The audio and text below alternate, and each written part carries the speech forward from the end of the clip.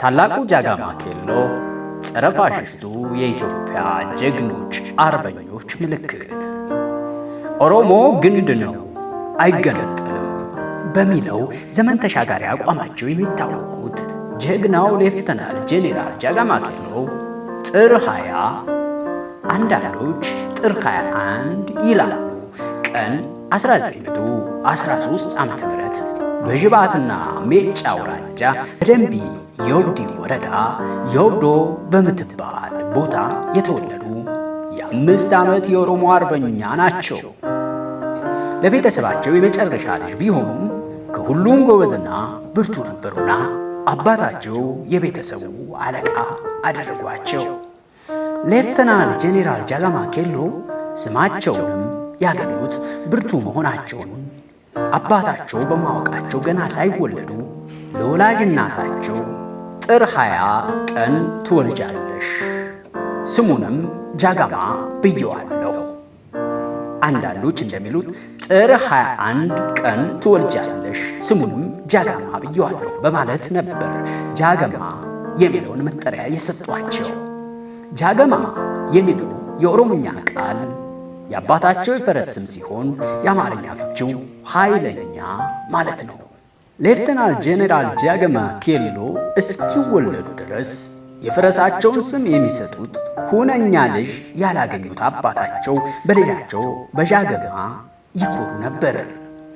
ጀግናው የኦሮሞ ልጅ ሌፍተናንት ጄኔራል ጃጋማ ኬሎ ለሀገራቸው ነፃነት ሲሉ ከፋሽስት ጣሊያን ጋር ሲፋለሙ የደሙ ዳር ድንበር ለማስከበር የወደቁ ሕይወታቸውን ሙሉ ለወገናቸው ክብር የገበሩና የቆሰሉ የኢትዮጵያ የቁርጥ ቀን ልጅ ናቸው።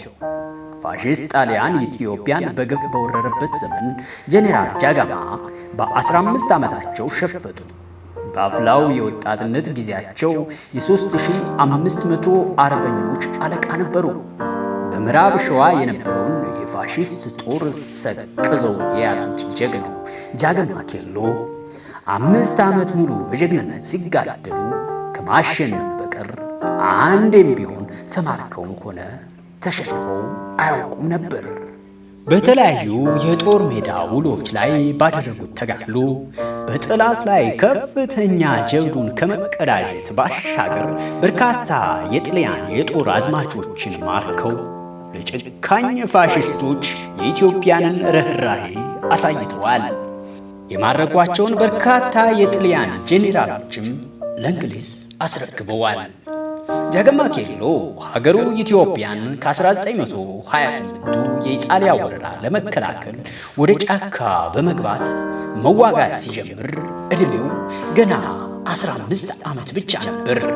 በመስከረም 1928 ኢጣሊያዊ ፋሽስት የጦር መሪ ቤኔቶ ሙሶሎኒ በኢትዮጵያ ወረራ ጀመረ። በንጉሠ ነገሥት ኃይለ ሥላሴ ጦር ዙሪያውን ተከቦም ቢሆን የኋላ ኋላ ሙሶሎኒ ሚያዝያ 27 ቀን 1928 አዲስ አበባ ገብቶ ኢትዮጵያ የኢጣሊያና የኢጣሊያ የምስራቅ አፍሪካ ግዛት አካል ሆናለች በማለት አወጀ። ንጉሠ ነገሥቱም የኢጣሊያ ወረራ ተከትሎ ወደ ፈረንሳይ ሶማሊላንድ አቀኑ። የባለጸጋ ባላባት ልጅ የነበረው ጃጋማ የኢጣሊያ ጦር በወረራው እየገፋ ሲመጣ ከገበሬ እስከ ታጣቂ ሰዎች በመሰብሰብ እንደ ሕዝብ ወራሪውን ጦር ለመመከት ጫካ ገብተው የተደራጁትን አርበኞች የጦር መሳሪያ በመያዝ ከወንድሙ ጋር በመሆን ቤታቸውን ጥለው ተቀላቀሉ። በወቅቱ የጃጋማ ወንድም ሽጉጥ የነበረው ሲሆን ጃጋማ ግን ምንም መሳሪያ አልነበረውም። ያም ሆኖ ተደብቀው የኢጣሊያ ወታደሮች ላይ አደጋ በመጣል በፍጥነት ራሳቸውን ማስታጠቅ ጀመሩ። ሌሎቹም በሂደት ትግሉን የተቀላቀሉ ሲሆን በጦርነቱ መጨረሻ ጃጋማና ታላቅ ወንድሙ ከ3000 በላይ በስራቸው የሚታዘዙ አርበኛ ጦር ነበራቸው። በአንድ ወቅት በተደረገ ቃለ መጠይቅ ጃጋማ ካደረጓቸው ጦርነቶች ሁሉ ከአዲስ አበባ 55 ኪሎ ሜትር ርቃ በምትገኘው በስዩመ ማርያም ላይ ያደረጉትን እንደነበር ያስታውሳሉ።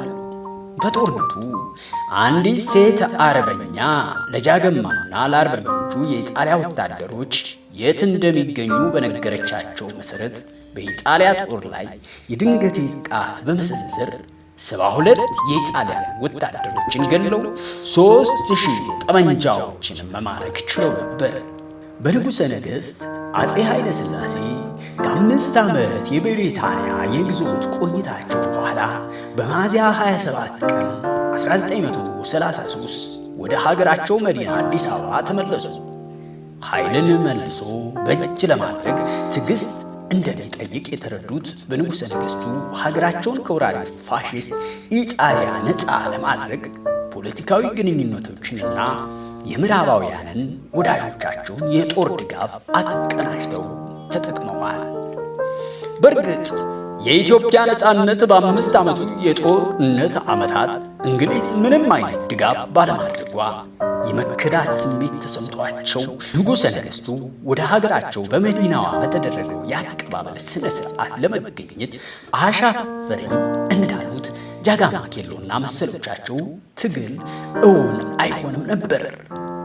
በወቅቱ ከነበሩት የኢትዮጵያ የሚዲያ ዘገባዎች መረዳት እንደሚቻለው ንጉሠ ነገሥቱ ሸዋ ውስጥ ወደምትገኘው የጃገማ መኖሪያ ጊምጪ ከተማ ጉዞ አድርገው የነበረ ሲሆን ጃገማም ወደ 3500 የሚደርሱትን ወታደሮቻቸውን አሰልፈው ተቀብለዋቸዋል።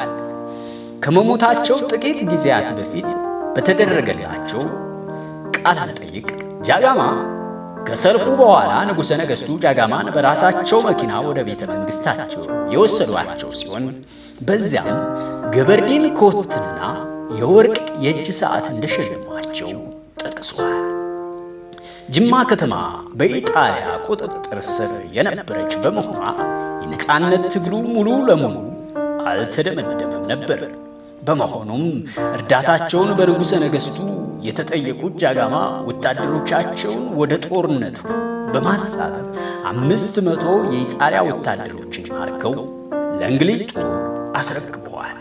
ያለ ሽጉጥ ትግሉን የጀመረው ወጣቱ አርበኛ ከጦርነቱ መጠናቀቅ በኋላ በብሔራዊ ጦር ሰራዊት ውስጥ በመቆየት እስከ ሌፍተናል ጄኔራል የማዕረግ ደረጃ አድጓል። በ1950ዎቹ መግቢያ ላይም በባሌ የተነሳውን ዓመፅ በመቆጣጠሩ የአውራጃ ጦር አዛዥነትን ማዕረግ ተሸልሞ ከፍተኛ ሹመት ሊያገኝ ችሏል። ሌፍተናንት ጄኔራል ጃጋማ ኬሎ ከሸዋ እስከ ጅማ በመዝመት ጃጋማን ጥሩት እየተባለ በበርካታ አስቸጋሪ የፋሽስት ምሽጎችን ሰብረዋል። ከነደጃዝማች ገረሱ ዱኪ፣ ወይዘሮ ሸዋረገድ ገደሌ ጋር በመሆን የኢትዮጵያ አርበኞች እስከ መጨረሻው በመምራት ጣሊያንን ቁም ቅምት ነስተው ከኢትዮጵያ ምድር ጠራርገው አስወጥተውታል። ከዚህም ባሻገር ሶማሊያ ኢትዮጵያን በወረረችበት ወቅት የኢትዮጵያን ዳር ድንበር ለማስጠበቅ ከፍተኛ አስተዋጽኦ ያበረከቱ ወደር የማይገኝላቸው የአገር ባለውለታ ናቸው። ሌፍትናንት ጄኔራል ጃጋማ ኬሎ በቀዳማዊ ኃይለ ሥላሴ ዘመነ መንግሥት የ8 ጠቅላይ ግዛቶች የሰራዊት ኃላፊም ነበሩ።